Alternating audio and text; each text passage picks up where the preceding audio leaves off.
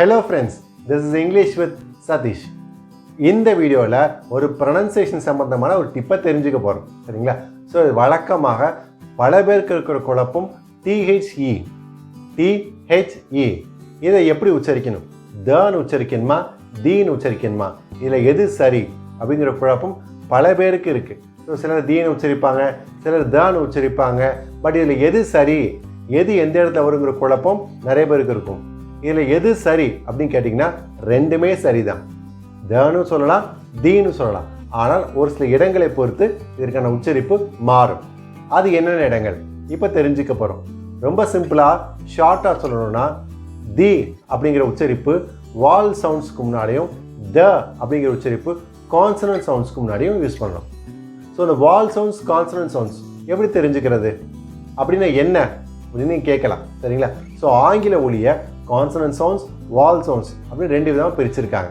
இதில் வால் சவுண்ட்ஸ் என்ன அப்படின்னா, நம்ம தமிழ் உயிரெழுத்துக்கள் அ, ஆ, இ, இது இருக்கு இல்லையா, இது எல்லாமே வால் சவுண்ட்ஸ் தான்.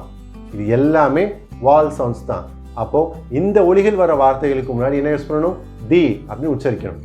இந்த ஒலிகள் வர வார்த்தைகளுக்கு முன்பாடி தி அப்படின்னு உச்சரிக்கணும்.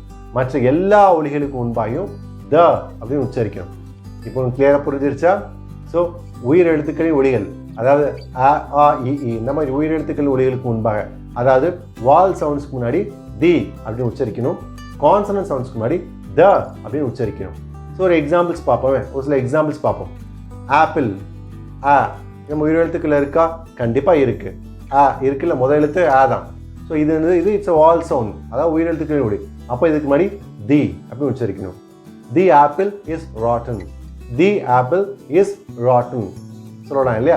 இதே மாதிரி எஜுகேஷன், ஏ உயிர் எழுத்துக்கள் இருக்கு இல்லையா, அதே மாதிரி தி education department is functioning good, the education department is functioning good.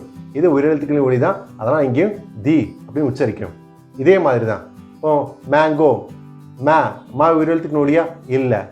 The mango I bought is rotten, the mango I bought is rotten.